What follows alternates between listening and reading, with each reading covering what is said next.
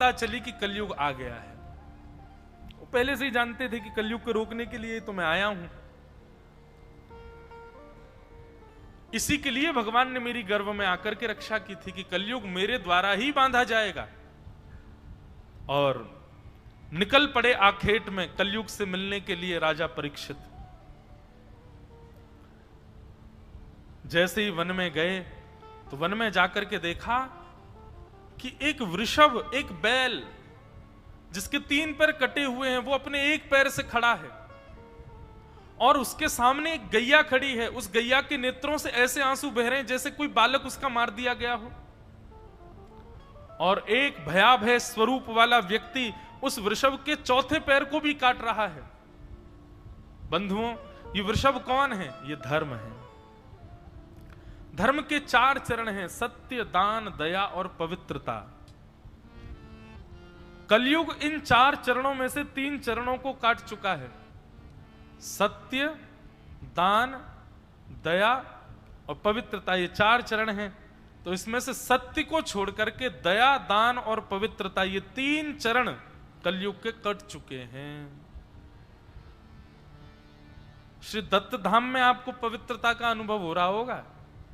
यहां से 2 किलोमीटर दूर जाकर के देखो, बाहर रोड पे ही चले जाओ।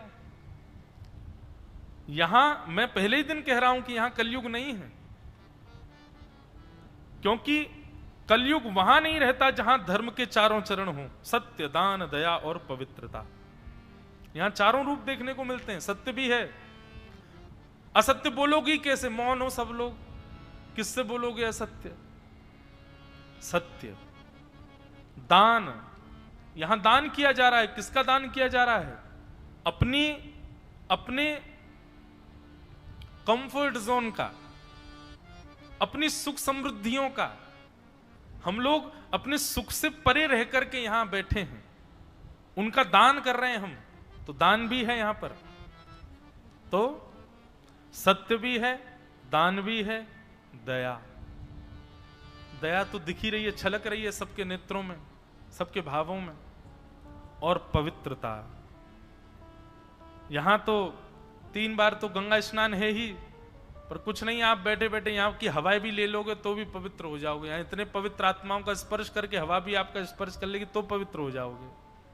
पवित्रता 4 है। पर कलयुग में धर्म का केवल एक पैर बचा है: सत्य।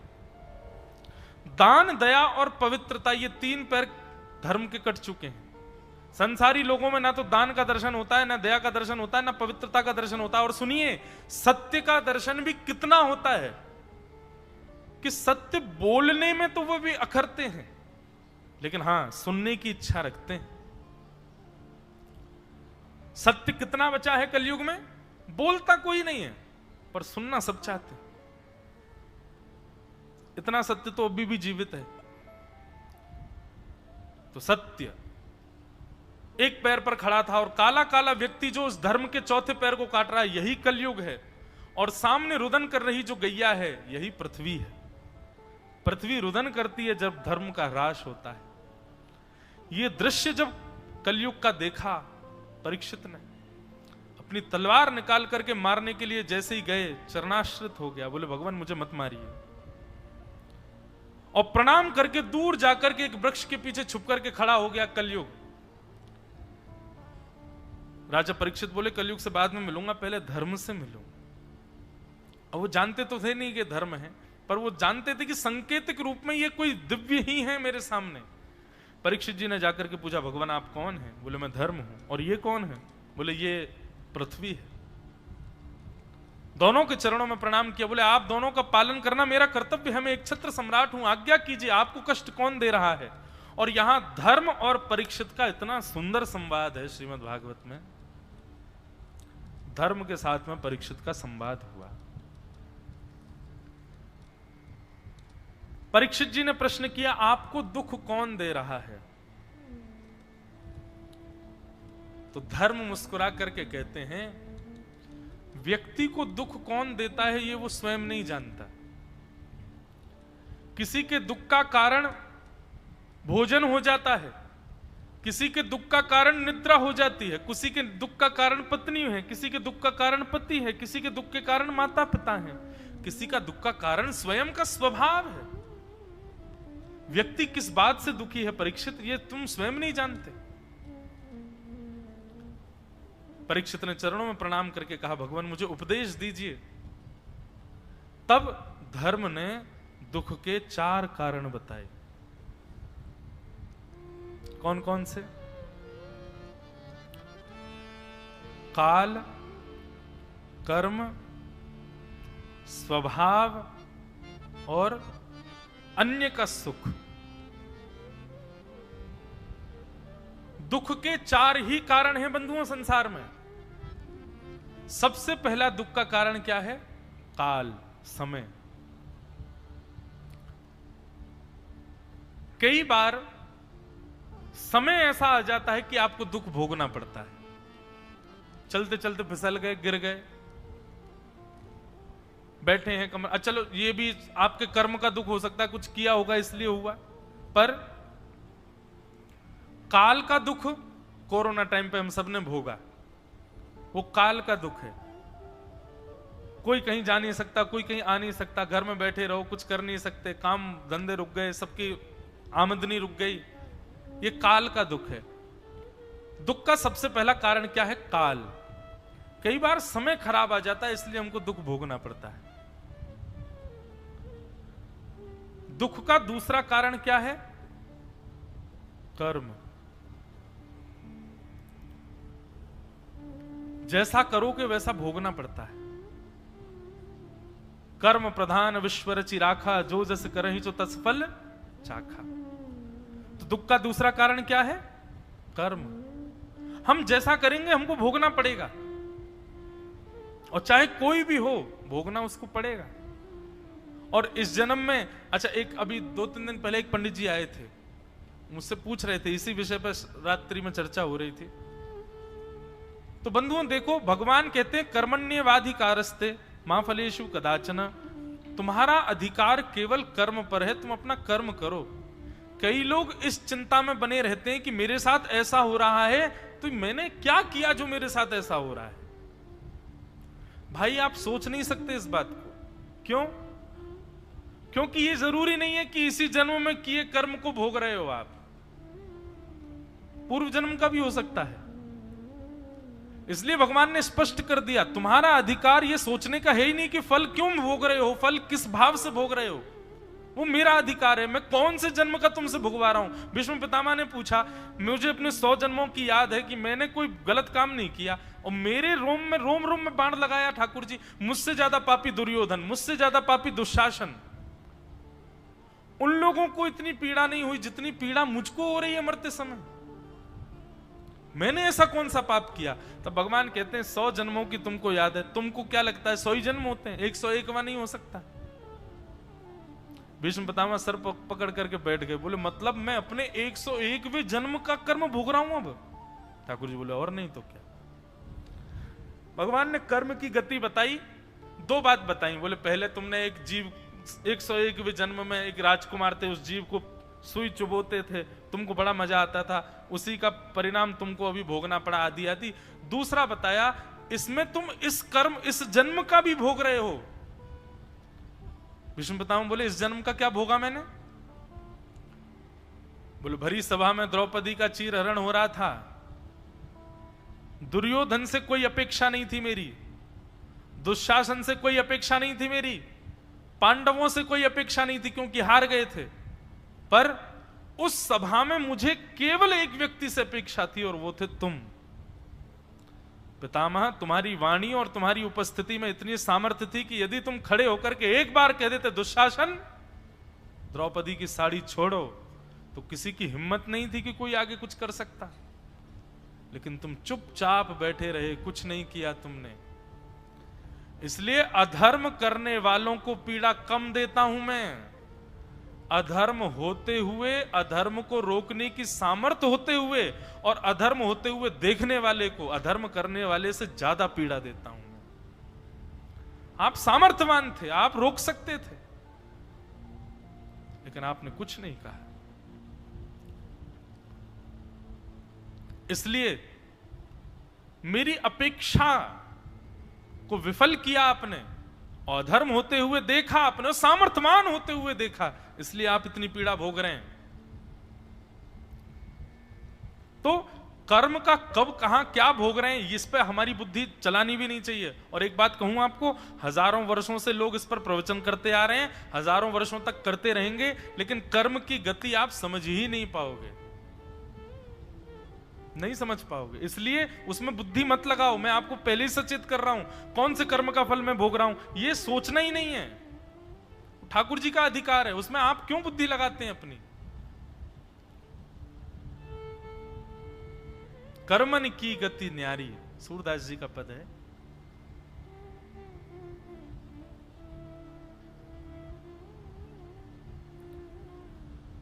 तो कौन से जन्म का कब कहां भोग रहे हैं कुछ नहीं कह सकते। तो पहले दुख का कारण काल, समय। आप लोगों ने यहां पर सत्यनारायण भगवान की कथा होती है, होती है, मराठी में ही होती है। सत्यनारायण भगवान की कथा में एक कथा सुनी है आपने। एक वैश्य था, उसने कहा था मेरे को एक संतान हो जाएगी तो फिर मैं कथा कराऊंगा। उसको एक पुत्री हुई, पुत्री धीरे धीरे बड़ी हो गई, पुत्री का विवाह हो गया। विवाह होकर के पुत्री विदेश चली गई, पिता का काम नहीं चल रहा था तो दामाद ने पिता से भी कहा आप भी हमारे साथ आके विदेशी रह लो। और वो व्यापारी अपने पुत्र और पुत्रवधू पुत्री और दामाद के साथ चला गया, वहीं व्यापार करने लगा। जिस राज्य में वो रहते थे उस राज्य के राजा के यहां चोरी हो गई। चोर सारा सामान लेकर के दौड़ने लगा, पीछे सैनिक पड़ गए। चोर ने देखा कि सैनिक अब पकड़ लेंगे तो उसने सारा सामान एक दुकान में फेंक दिया और वहां से भाग गया। सैनिकों ने आकर के देखा कि सामग्री इस दुकान में पड़ी है तो निश्चित चोर यही है। और उसने जबरदस्ती उस वैश्य को, उस व्यापारी को और उसके दामाद को पकड़ करके जेल में डाल दिया। वो खूब मना करते रहे हमने नहीं किया, लेकिन गवाही ना होने के कारण और सबूत मिल जाने के कारण उनको दुख भोगना पड़ा। ये कौन सा दुख है? समय का दुख। कई बार आप कुछ गलत नहीं करते, आपने कुछ किया नहीं, पर फिर भी आप भोगते हैं। और ये समय का जो दुख है ना, ये कई बार आपके पूर्व जन्मों की वजह से आपके जीवन में आता है।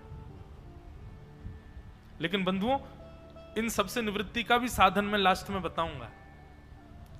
तो पहला दुख का कारण काल, समय। दूसरा दुख का कारण कर्म। जैसा करोगे वैसा भोगोगे। चाहे आप राजा हो, रंक हो, महाराज जी हो, पीठाधीश्वर हो, कुछ भी हो, आपने गलत किया है तो आप भोगेंगे, आप उससे बच नहीं सकते। कर्म की गति इतनी न्यारी है बंधुओं कि कर्म ने आकर के इतनी दया तक नहीं की कि भैया ये दशरथ जी राम जी के पिताजी हैं, इनको तो छोड़ दूं मैं, ये तो भगवान के पिताजी हैं। नहीं, वो विचार नहीं करेगा। वो ये विचार नहीं करेगा कि आप कितने साधक हो, कितने पुण्यात्मा हो। आपने गलत किया है तो आप भोगोगे। तो दुख का दूसरा कारण कर्म। इसलिए कर्म सुधारो। जो जस करहि सो तस फल चाखा। एक बार एक व्यक्ति ने कटघरे में खड़े होकर के और न्यायाधीश को कह दिया, बोले महाराज जी होई सोई जो राम रची राखा। शास्त्र आज्ञा करते हैं कि वही होता है जो राम जी चाहते हैं। इसका मतलब मैंने चोरी नहीं की, राम जी इच्छा थी कि मैं चोरी करूं, इसलिए मैंने चोरी करी। लोग कई बार कथाओं के भी उदाहरणों को ऐसे लेके जाते हैं कि उससे वो सुरक्षित हो जाएं। न्यायाधीश भी पढ़ा लिखा, उसने भी कह दिया, बोले अच्छा होई सोई जो राम रची राखा। बोले हाँ। बोले वही रामचंद्र जी कहते हैं, कर्म प्रधान विश्व रसी राखा, जो जस करहि सो तस फल चाखा। जो जस करहि सो तस फल चाखा। हमारा 10 साल के लिए जेल में डाल दिया उनको, जाओ। पहला दुख का कारण काल, दूसरा दुख का कारण कर्म, और तीसरा दुख का कारण स्वभाव। आपका स्वभाव। कई लोगों की चित्तवृत्ति होती है, कुछ भी हो जाए, ना तो काल का दुख आया है ना कर्म का दुख आया, फिर भी दुखी बैठे हैं। वो क्यों दुखी हैं? स्वभाव ही दुखी बना लिया अपना। ए भाई, ए सुनो भैया, तुम इतने दुखी क्यों हो, तुम रो क्यों रहे हो? मैं रो नहीं रहा हूं, मेरा चेहरा ही ऐसा है। उसका चेहरा देख के ऐसा लगता है ये उदास ही बैठा है क्या, बेचारा रो ही रहा है क्या। ऐसे लोग होते हैं स्वभाव से दुखी। वो जबरदस्ती दुख से कहते हैं कि आओ मेरे जीवन में आओ, तुम्हारे बिना तो मैं रह ही नहीं सकता।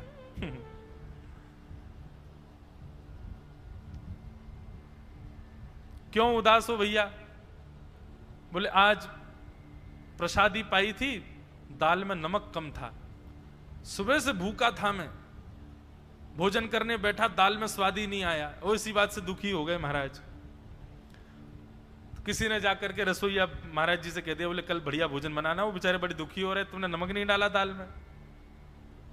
अगले दिन उन्होंने बढ़िया प्रेम पूर्वक बनाया, अच्छे से सब कुछ देख के कि भाई नमक वमक ठीक पड़े। दूसरे दिन उन्होंने फिर से पाया, पाने के बाद कल वाले व्यक्ति ने फिर पूछा, हाँ भैया आज ठीक था सब?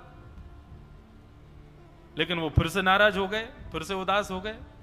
बोले आज भी ठीक नहीं था, कि आज क्यों नाराज हो रहे? नहीं, आज सब्जी बढ़िया बनी थी, दाल बढ़िया बनी थी, चावल भी बढ़िया थे, पकवान भी अच्छे थे, सब कुछ बढ़िया था, तो फिर उदास क्यों भैया, आज क्यों दुखी हो? मैं इस बात से दुखी हूं कि रसोईया अच्छा बनाना जानता, फिर इसने कल क्यों बिगाड़ा था, कल इसने गड़बड़ी क्यों की, जब इसको अच्छा बनाना आता था तो कल क्यों बिगाड़ा? उस बात से आज फिर दुखी हो गए। परसों भी उसी बात से लेके दुखी बैठे हैं कि परसों ऐसा क्यों हुआ। ऐसे लोगों को कहते स्वभाव से दुखी। और भैया ये स्वभाव से दुखी जो लोग हैं ना, इनको ना तो कथा प्रसन्न कर सकती है, इनको ना तो सत्संग प्रसन्न कर सकता है, इनको ना किसी व्यक्ति का संग प्रसन्न कर, ये कभी प्रसन्न नहीं हो सकते। ये चार प्रकार के दुखों में दो लोग तो सुखी हो सकते हैं और दो लोग कभी सुखी नहीं हो सकते। पहला स्वभाव से दुखी व्यक्ति, और दूसरा दूसरे के सुख से दुखी व्यक्ति। चौथे दुख का कारण क्या है? दूसरे के सुख से जो दुखी है उसको कोई सुखी नहीं कर सकता। इसी को कहते हैं मात्सर्य। धर्म ने ये चार दुख के कारण बताए, लेकिन अब मेरी एक बात सुनिए, जो हम लोग कर्म की गति पर बात कर रहे थे, कई बार बंधुओं देखो, भजन बल आपके प्रारब्धों को भुगवाता है, नष्ट कम करता है, पर हां मैं अपनी कथा में कहा करता हूं कि भजन और भक्ति क्या है? एनेस्थीसिया का इंजेक्शन है। एनेस्थीसिया का इंजेक्शन मतलब ऑपरेशन करने से पहले डॉक्टर लगा देगा, सुन्न पड़ जाओगे, आपको काटा तो जाएगा, रक्त तो निकलेगा, ऑपरेशन तो होगा, लेकिन आपको दर्द नहीं होगा। ठीक वैसे ही ये कथा, भक्ति, भागवत आदि भजन, ये सब क्या है? आपके कर्म के प्रारब्धों को भुगवाते हैं, और पूर्व के भी जो कर्म हो वो भी भुगवा देते हैं आपसे। पर जब आप भक्ति भागीरथी के आश्रय में आ जाते हैं तो आपको पीड़ा कम होती है, आप प्रसन्नता से उसको सहन कर लेते हैं, सह लेते हैं, उससे फिर आप व्यथित नहीं होते, विचलित नहीं होते। इसलिए भजन बल यदि आपका है, जप करते हैं, नाम जप करते हैं, गुरु आज्ञा मानते हैं, कथा आदि सुनते हैं, और कथा में सुनी गई भावों को चित्त में उतार करके जीवन में उनका आगमन कराते हैं, तो निश्चित है जो कर्म से मिलने वाला जो फल है वो कहीं ना कहीं विशाल पर्वत की जगह सूक्ष्म हो जाता है। तो दुख के चार कारण सदैव याद रखना: काल, कर्म, स्वभाव और दूसरे का सुख। ये धर्म प्रवचन कर रहे हैं राजा परीक्षित को, और प्रवचन करने के बाद कहते हैं कि राजन, व्यक्ति के दुख के ये चार कारण होते हैं, बाकी तुम तो बड़े ज्ञानी हो, तुम सब जानते हो। हमें दुख कौन दे रहा है ये हम बताएंगे नहीं, क्योंकि हम धर्म हैं, और धार्मिक व्यक्ति का स्वभाव होता है वो प्रस्तुत तो करता है बात को, पर किसी की चुगली नहीं करता, शिकायत नहीं करता। हां, जो स्थिति है उसका प्रतिपादन तो करेगा कि ऐसे ऐसे स्थिति है, पर किसी की शिकायत का भाव ये धार्मिक व्यक्ति का स्वभाव नहीं होता। तो धर्म ने कहा हम बताएंगे नहीं कि हमको कष्ट कौन दे रहा है, पर आप हमारी स्थिति से और यहाँ के वातावरण से पूर्ण रूपेण अवगत हैं राजन परीक्षित। कौन कष्ट दे रहा है आप अपनी बुद्धि से विचार करो। राजा परीक्षित तुरंत तलवार लेकर के और उस काले व्यक्ति के पास गए और जाकर के उसके ऊपर जैसे ही तलवार का प्रहार करने लगे, चरण पकड़ लिए, बोले महाराज मुझे मत मारो। बोले अपना नाम बताओ, कौन हो तुम? बोले मैं कलयुग, मेरा नाम कलयुग है। कलयुग का नाम सुनते ही राजा परीक्षित बोले मेरे राज शासन को छोड़ करके जाओ। तुम यहां कब आ गए? तुम्हारा आगमन कब हुआ? बोले जिस दिन धर्म स्थापित करने वाले श्री कृष्ण गए उसी दिन मेरा आगमन हो गया। जिस दिन आपकी मातृ गर्भ में रक्षा करने वाले भगवान श्री कृष्ण का जाना हुआ है, मेरा आगमन हुआ है। उनके जाते ही मैं आ गया। मतलब चित्त में जब तक श्री कृष्ण है तब तक कलयुग आपके ऊपर आक्रमण नहीं कर सकता। जिस दिन श्री कृष्ण चले गए कलयुग का आक्रमण होगा, निश्चित होगा। और यदि आप ऐसा मानते हो कि आपके चित्त में श्री कृष्ण है और फिर भी कलयुग का आक्रमण है, तो फिर वो श्री कृष्ण नहीं है। आपने भ्रांति पाल रखी है कि आपके चित्त में श्री कृष्ण है। यदि श्री कृष्ण होंगे तो कलयुग अपना, हां बाहर से आक्रमण खूब करेगा, आक्रमण तो खूब करेगा, लेकिन आपके भीतर प्रवेश नहीं कर पाएगा। कलयुग बंधुओं इतना भयावह है, वो सीधे आक्रमण आपके मन और आपकी बुद्धि पर करेगा। और ये मन और बुद्धि जैसे ही विकार युक्त होते हैं सब नष्ट हो जाता है उसी समय। इसलिए भगवत भजन रूपी एक वैक्सीन है, इसको ले लीजिए और सदा इसकी ओवरडोज लेते रहा कीजिए, ताकि कलयुग रूपी वायरस जो बाहर घूम रहा है ये आपको छेड़ ना सके, आपके भीतर प्रविष्ट हो ना सके।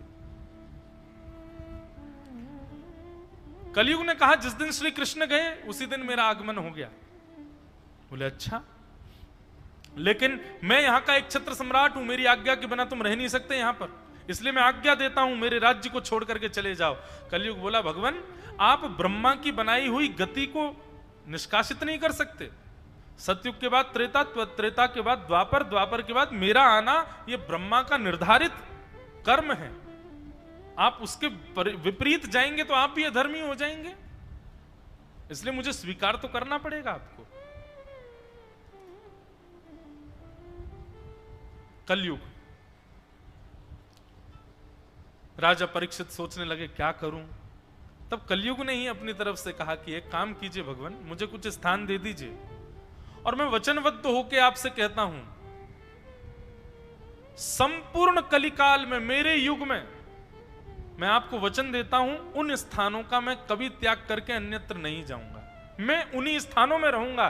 और आप देखिएगा विडंबना ये रहेगी आपके इस कलयुग में कि मैं कहीं नहीं जाऊंगा, लेकिन आप जहां मुझे अवस्थित करेंगे इंसान अपने आप वहीं आएगा, अपने आप मुझको आकर के अपने हृदय से लगाएगा। सबसे भयावह राक्षस बंधुओं, सतयुग त्रेता द्वापर में तो राक्षस अलग से होते हैं, पर कलयुग तो युग ही राक्षस है। यहां तो दिख रहा होगा कोई धर्मात्मा, लेकिन भीतर उसके कली बैठा है। बहुत खतरनाक है कलयुग। कलयुग ने कहा आप मुझे स्थान दे दीजिए और जितने कम से कम स्थान दे सको उतना विचार कीजिएगा, लेकिन मैं फिर भी वचनबद्ध होकर कहता हूं मैं अपना स्थान नहीं छोड़ूंगा। आप संसार के जीवात्मा ही स्वयं चल करके मेरे पास आएंगे। राजा परीक्षित ने 4 स्थान प्रदान किए। द्यूतम पानम स्त्रियः सूना। कलयुग मैं तुमको 4 स्थान प्रदान करता हूं। सबसे पहला स्थान द्यूतम, तुम जुए में रहोगे। जहां कहीं भी लक्ष्मी को दांव पर लगाया जाएगा या फिर लक्ष्मी को गिरवी रखा जाएगा, वहां उस व्यक्ति के मस्तिष्क में तुम्हारा निवास होगा। द्यूतम, जुए में तुम्हारा निवास होगा। बंधुओं, मैं कथा में अपनी एक बात कहा करता हूं ये जो शर्त लगाते हैं ना हम लोग, ये भी जुआ होता है। लेकिन बस प्रयास कीजिए कि वहां धन का प्रयोग मत कीजिए। जैसे मुझे कल एक सुंदर भाव पता चला कि हमारे महाराज जी कभी किसी के साथ खेल खेलते हैं तो उससे एक शर्त लगाते हैं, लेकिन शर्तें बड़ी बढ़िया होती हैं। क्या? अगर तुम हार गए 108 प्रदक्षिणा करनी पड़ेगी दत्त भगवान की। अगर तुम हार गए इतने दिन के लिए मौन होना पड़ेगा। एक भैया बता रहे, बोले मैं हार गया था महाराज जी, मुझको तो पुरुषण करना पड़ा पूरा गायत्री का। वो दाव पे क्या लगाया? बोले यदि तुम हारे तो गायत्री पुरुषण करना पड़ेगा, 24 लाख जाप करने पड़ेंगे। अगर ऐसी शर्त लगाई जाए तो वो कोई भी खेल हो, आप जब दत्त धाम में बैठे हो तो यहां यही शर्त लगा लो। जैसे हमने पहले दिन कहा तो था लेकिन पालन किसी ने किया नहीं, जिसको ज्यादा नंबर आए कल से, जिसके ज्यादा नंबर उतनी डुबकी लगानी है उसको गंगा जी में, उतनी बार उसको कूदना है गंगा जी में। ऐसी शर्तें लगाओ। ठाकुर जी के प्रसाद पानी की शर्त लगा लो, परिक्रमा करने की शर्त लगा लो, गंगा स्नान की शर्त लगा लो, नाम जप की शर्त लगा लो, ठाकुर जी की सेवा की शर्त लगा लो, संतों को प्रणाम की शर्त लगा लो, स्तोत्र याद करके सुनाने की शर्त लगा। ये सारी शर्तें अच्छी। जैसे ही आप लक्ष्मी का प्रयोग करोगे, आपने लक्ष्मी लगाई कि वह खेल तामसी हो जाएगा, उसमें कलयुग पूर्ण रूपेण साक्षात आके बैठ जाएगा। इसलिए कलयुग का पहला स्थान द्योतम, कलयुग का दूसरा स्थान पानम, मदिरा पान, भक्ष भक्ष सेवन। और एक बात कहते हैं बंधुओं, बिना ठाकुर जी के भोग लगी किसी भी वस्तु का पान यदि आप करोगे, उसमें कलयुग का निवास है। अब अभी तक तो मैं थोड़ा इसमें छूट देता था लोगों को कि प्रयास करो ज्यादा से ज्यादा पाओ, पर अब मैं बात अपनी बदलता हूं। अब कह रहा हूं वही पाओ जो ठाकुर जी को भोग लगा हो, उसके अतिरिक्त किसी भी वस्तु का सेवन मत करो। अगर आप पूर्ण वैष्णव हो तो आपके जीवन में, आपके चित्त में, आपकी जिह्वा पर कोई भी ऐसी वस्तु नहीं आनी चाहिए जो भगवत संबंधी ना हो। भगवत संबंधी वस्तु को ही स्वीकार करो। पानम, मदिरा पान, भक्ष भक्ष सेवन, दूषित अन्न, दूषित भोजन, उसमें कलयुग का निवास है। तीसरा निवास स्थान है पर स्त्री पर पुरुष संग, उसमें कलयुग का निवास है। चौथा स्थान सूना, हिंसा, उसमें कलयुग का निवास है। जबरदस्ती विवाद प्रकट करना, यह समझ लेना एक कलयुगी व्यक्ति का लक्षण है। बात विराम हो सकती है शांत रहने से, बात वहीं स्थिर हो सकती है शांत रहने से, पर जबरदस्ती उसको विवादात्मक रूप दे करके और जबरदस्ती सामने वाले को पकड़ पकड़ करके पुनः पुनः कहना, नहीं नहीं तू आ मेरे से बात कर, तूने कहा कैसे ऐसा, इस प्रकार की कलेश की भावना जिनके चित्त में होती है, कलेश में कलयुग का निवास होता है। तो कौन कौन से 4 स्थान है? सबसे पहला स्थान जुआ, दूसरा स्थान मदिरापान भक्ष भक्ष सेवन, तीसरा स्थान पर स्त्री और पर पुरुष संग। विवाह के उपरांत सबके प्रति एक पूजनीय भाव होना चाहिए, अन्यत्र भाव से यदि दृष्टि रखते हैं तो उसमें कलयुग का निवास है। और चौथा स्थान कलेश, हिंसा, विवाद, इनमें ज्यादा रहना, ये कलयुगी का 4 स्थान हो गए। कलयुग ने कहा, बोले मैंने कम स्थान देने को लिए कहा था, आपने तो बिल्कुल ही कम कर दिए, बोले 1 स्थान और दीजिए, परिवार थोड़ा सा बड़ा है, 5 स्थान दे दीजिए, मैं वचन देता हूं 6वें स्थान पर नहीं जाऊंगा। और 5वें स्थान के रूप में कलयुग को दिया पुनश्च याचमाना जात रूप मदात प्रभु। अनीति से बिना मेहनत के कमाए गए धन में कलयुग का निवास होता है। ये 5 स्थान है बंधुओं। कलयुग अपने वचन पर अटल है कि मैं कहीं नहीं जाऊंगा, मैं इन 5 जगह पे ही रहूंगा। इस संसार का जीव ही आएगा मेरे पास में, हम ही जाते हैं कलयुग के पास में। और निश्चित है बंधुओं, हम आप सब लोग कलयुग में रहते हैं और कलयुग का प्रभाव कहीं ना कहीं चित्त में है, तो इसका मतलब है कि कहीं ना कहीं तो हमने प्रवेश किया है, किसी एक स्थान में तो हमारा प्रवेश हो चुका है। और सबसे ज्यादा बताऊं कहां है? हम वैष्णवों का। हम लोग देखिए द्यूतम तो करते नहीं, पानम तो करते नहीं, परिस्त्री संग पर पुरुष संग तो करते नहीं, कलेशों से भी बचते हैं। हम लोगों का, वैष्णवों का जो सावधान होने का स्थान है वो 2 हैं। एक तो हिंसा से बचो, विवादों से बचो, और दूसरा बिना मेहनत के कमाए गए धन से बचो, अनीति से कमाए गए धन से बचो। अनीति से कमाया गया धन केवल यही नहीं होता, बिना मेहनत का धन। अब मेहनत तो बहुत कर रहे हो, लेकिन मेहनत क्या कर रहे हो? गलत प्रकार की मेहनत, जिससे गलत प्रेरणा मिल रही हो लोगों को, ऐसा कर्म कर रहे हो। मेहनत तो बहुत है, लेकिन आप कहो कि बिना मेहनत के धन कमाने को गलत बताया ना हमारी जी, मेहनत तो कर रहे हैं हम। अब मेहनत में जीव हिंसा कर रहे हो, मेहनत में कुछ गलत कर रहे हो। परिश्रम तो चोर भी बहुत करता है, पूरी योजना बनाता है, इसके घर में प्रवेश का एक द्वार है, लेकिन मुझे तो खिड़की से जाना है, पाइप पे कैसे चढ़ूंगा। बेचारे ने कितनी मेहनत करी, पाइप पे चढ़ करके ऊपर जाएगा, फिर अपनी पहचान छुपा करके भीतर जाएगा, पहचान छुपा करके धन कहां छुपा है वो ढूंढ के निकालेगा, और फिर लौटते समय सारे सबूत मिटा के। कितनी मेहनत करी बेचारे ने। लोग तो ये भी कह सकते हैं उसने बड़ी परिश्रम करके महाराज जी धन कमाया। नहीं, आपके धन कमाने की क्रिया में तामसिकता नहीं होनी चाहिए। अब तामसिकता किसको कहते हैं? जो धर्म विरुद्ध हो वो सब तामसी है।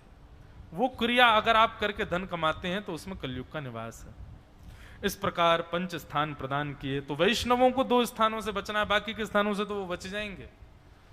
एक तो हिंसा से बचो, वाद विवाद से बचो, और दूसरा अनीति के धन से बचो। ये 5 स्थान प्रदान किए हैं, और कलयुग मान लीजिए आप हमारी बात को, केवल इन 5 स्थानों पर है और कहीं है ही नहीं। जहां कहीं भी कली प्रकट हो रहा है वो इन 5 बीजों की ही जड़ से निकला हुआ वृक्ष है। अगर गहराई जाके देखेंगे तो ये 5 स्थान ही प्राप्त होंगे। एक दिन राजा परीक्षित थोड़े प्रसन्न हो गए, मैंने कलयुग को बांध दिया 5 स्थानों में। लेकिन एक दिन एकदा धनुर्धम्य विचरन् मृगयाम्बने मृगान्नुगतः श्रान्तः क्षुदितस्त्रशितो भृशम्। जिस राजा के यहां हिंसा करना मना था, वो राजा स्वयं आज हिंसा करने के लिए वन में गया। एक दिन राजा परीक्षित के मन में यह बात आई कि चलो, मैं राजा हूं, आखेट करना तो हमारा कर्म है। आखेट मतलब शिकार, शिकार करना तो हमारा कर्म है, मैं शिकार करने जाऊंगा। और शिकार की भावना से जैसे ही वन में गया, अब सोचो, जिस राजा के यहां हिंसा में पाप का निवास है, वो स्वयं आखेट को वन में कैसे जा सकता है? वो स्वयं शिकार करने कैसे जा सकता है? आपकी पीढ़ी दर पीढ़ी आपके परिवार में जो अनीत कृत्य नहीं हुआ, अगर आपके चित्त में वो करने की इच्छा प्रकट हो रही है, तो इसका मतलब कलयुग में आपका प्रवेश हो चुका है। आप कलयुग को स्थान अपने अंदर दे चुके हैं, इसीलिए आप उस क्रिया को कर रहे हैं। संतों का उपहास करना, भगवत संबंधियों का उपहास करना, गलत मार्गों पर जाने पर लज्जा ना आना, किसी भी रूप में उस कार्य को करने में अपनी योग्यता समझना, ये सब कलयुग के लक्षण हैं। कैसे आ गया कलयुग उसके जीवन में? बोले राजा परीक्षित ने तहखाने में जाकर के एक मुकुट को धारण कर लिया था, जो कि जरासंध का मुकुट था। उस मुकुट को धारण करने से कलिकाल उनके चित्त में प्रवेश कर गया। अनीति से कमाए गए धन को जैसे ही सिर पर धारण किया, कलयुग ने प्रविष्ट कर दिया। और वही राजा जिसके यहां हिंसा करना मना था, वो राजा स्वयं आखेट को वन में गए। वन में जाकर के एक भी हिरण मार तो नहीं पाए, लेकिन शमिक ऋषि के आश्रम पर पहुंचे। आज हम सुखदेव जी को व्यासपीठ पर विराजमान कराते हैं। कल से 2य स्कंद से कथा, आज प्रथम स्कंद पूर्ण होगा। 9 दिन में 1 स्कंद पूर्ण। तो शमीक ऋषि के आश्रम पर जाकर के शमीक ऋषि त्रातक समाधि में बैठे थे। त्रातक समाधि का मतलब होता है बंधुओं कि तन तो है, जीवित तो है, पर ना तो उसकी नब्ज चलेगी ना उसकी श्वास चलेगी। उसको अगर स्पर्श करोगे ठंडा शरीर पड़ गया होगा, पर फिर भी वो जीवित है। इसको त्रातक समाधि कहते हैं। तो त्रातक समाधि में शमीक ऋषि बैठे थे। ये त्रातक समाधि स्वामी श्री हरदास जी लगाया करते थे कभी कभी, और स्वामी श्री हरदास जी वो लगा करके और पहुंच जाते थे ठाकुर जी की लीला में। एक सूरदास जी के नेत्र नहीं थे, सूरदास जी भी त्रातक समाधि में रहते थे। वो त्रातक समाधि का ही उनका वो पद है, तेरो मुख नीको कि मेरो श्यामा प्यारी। बहुत प्यारा पद है।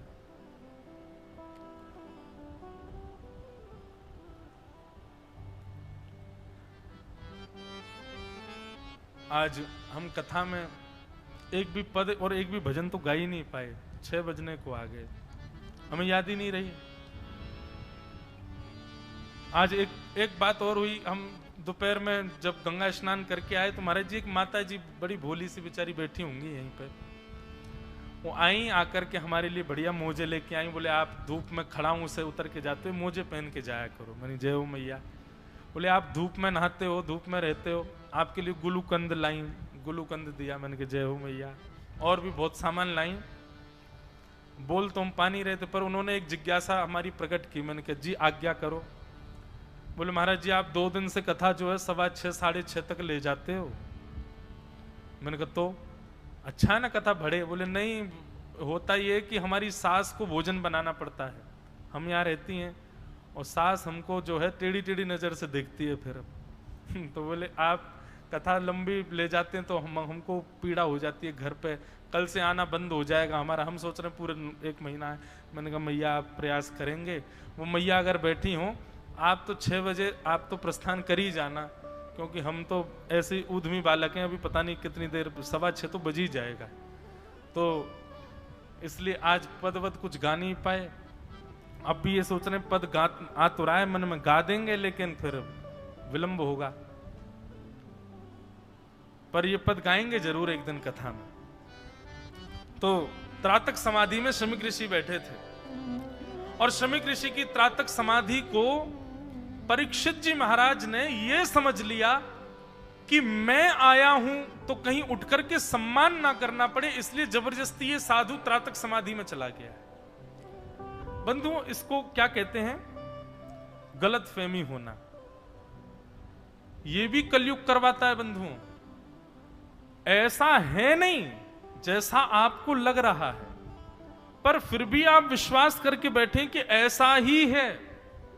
यह भी कलयुग करवाता है आपके चित्त में, और उसके प्रति दोष भावना, द्वेष भावना आपके चित्त में प्रकट होती रहती है, और वही करते करते करते करते वो एक दिन ज्वाला बन जाती है। राजा परीक्षित के शमीक ऋषि के आश्रम पर जाने पर उन्होंने जल की कामना की। अरे जल पिलाइए, एक छत्र सम्राट आपके द्वार पर आया है। शमीक ऋषि त्रातक समाधि में बैठे थे, तो राजा परीक्षित ने ऐसा तो सोचा नहीं कि समाधि में बैठे, बल्कि ऐसा सोचने लगे कि कहीं मेरा सम्मान ना करना पड़े, इसलिए समाधि में चले गए। ये गलत फहमी आना, यह भी कलयुग करवाता है चित्त में। राजा परीक्षित ने कहा कि मेरा सम्मान ना करना पड़े, इसलिए पाखंडी बाबा त्रातक समाधि में चला गया। रुको अभी बताता हूं। एक मरा हुआ सर्प पड़ा था, अपने बाण से उठा करके उनके गले में डाल दिया। बोले तुम पुष्प के अधिकारी नहीं हो, तुम इसी के अधिकारी हो। ऐसा कहकर के चले गए। कुछ बालकों ने यह दृश्य देख लिया और नदी में स्नान कर रहे शमीक ऋषि के पुत्र श्रृंगी को जाकर के ये बात बता दी कि आपके पिता के गले में मरा हुआ सर्प राजा परीक्षित ने डाल दिया। शमीक ऋषि ने पूछा क्यों?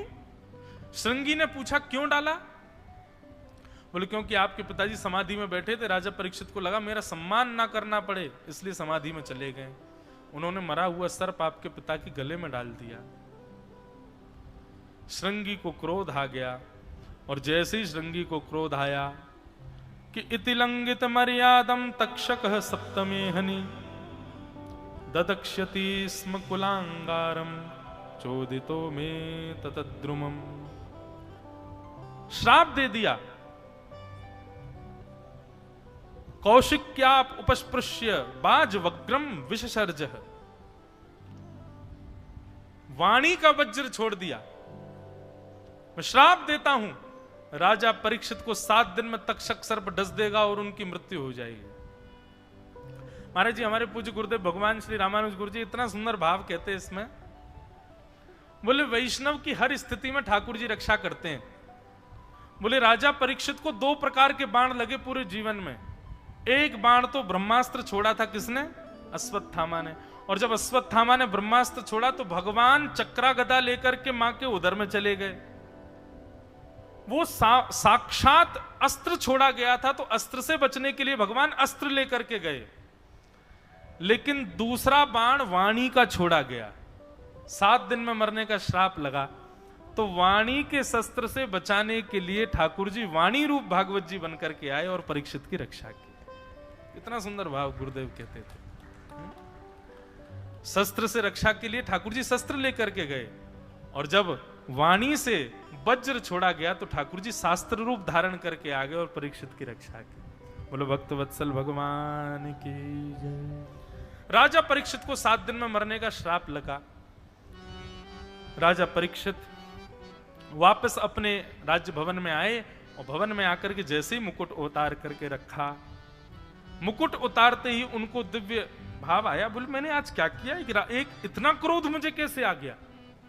मैंने अपने सम्मान ना होने की वजह से एक ऋषि के गले में मरा हुआ सर्प, ये मैं तो कभी कर ही नहीं सकता, ये मैंने कर कैसे दिया? अपने ऊपर लज्जा होने लगी, अपने ऊपर ग्लानि होने लगी। राजा परीक्षित सोचने लगे मैंने उचित नहीं किया, मुझे श्राप लगना चाहिए, इसी समय मुझे राजपदवी का त्याग कर देना चाहिए, मैंने एक संत का अपमान किया।